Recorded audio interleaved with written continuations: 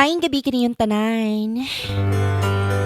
Sa atong mga suking tigpaminaw. Nining-ining atong programang kini ang atong kagurain.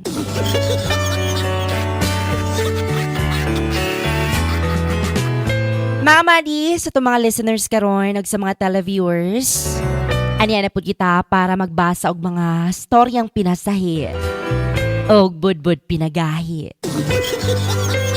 Ang mga story na nagpadala karon kay about kini sa maong magtiayon. O gitago na lang nato sa pangalang Gisa. Madi kini si Gisa nakapuyo sa dakbayan sa General Santos City. Kay lagi ang ihang problema karon kay mahitungod silang relasyon